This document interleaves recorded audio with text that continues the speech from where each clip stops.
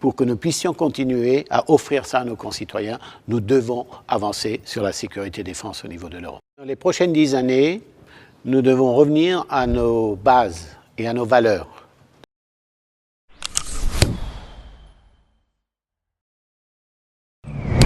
Ça, je crois que nos concitoyens et ceux qui sont autour de moi ici, dans ce village, ils savent ce que c'est, ils savent comment les familles sont gérées et le parti doit leur parler de ça en premier. Deuxièmement, valeur travail.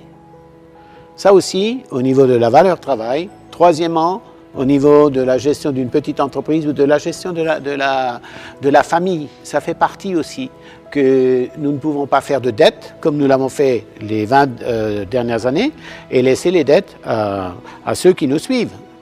Transparence au niveau de la vie. Avoir une vie saine et regarder comment vivent les gens. Il y a beaucoup de nos responsables politiques au niveau du centre droit qui ne savent plus ce que c'est vivre avec un salaire minimum. Et ça, je me suis toujours préoccupé dans mon voisinage et j'ai toujours admiré les gens qui savent vivre avec un salaire minimum. Là aussi, le parti doit nouveau se ressourcer.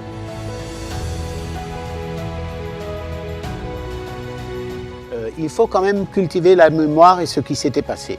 Et qu'il faut leur expliquer qu'il faut travailler tous les jours pour que la paix puisse continuer et que maintenant leur devoir, c'est dans les 10, 15 prochaines 20 années, c'est de mettre en place cette sécurité défense pour nous assurer cette paix que nous avons vécue pendant 70 ans.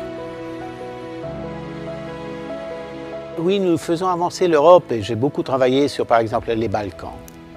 Quand on a dit que les Balkans doivent rentrer ou font partie intégrante de l'Europe puisqu'ils sont à l'intérieur des frontières européennes. Et si ça pose des problèmes, les problèmes vont se poser directement pour les peuples européens et pour leur sécurité. Deuxièmement, l'Afrique. Tout le monde parle subjectivement de l'Afrique et on ne voit pas ce qui est en train de se passer en Afrique. Mais que l'accroissement de la population, les changements climatiques, nous allons avoir là des choses à gérer dont nous ne sommes pas conscients et je suis très content que le PPE a réussi. J'ai réussi avec les chefs d'État et de gouvernement d'ailleurs, regardez, Merkel était en Afrique, Macron veut s'occuper de l'Afrique. Au moins maintenant on en parle même si nous n'avons pas encore trouvé des solutions. Quand j'avais parlé à Jean-Claude Juncker pour démarrer la campagne, il m'a dit on va le faire à Strasbourg et puis j'ai dit tiens on pourrait commencer dans la campagne.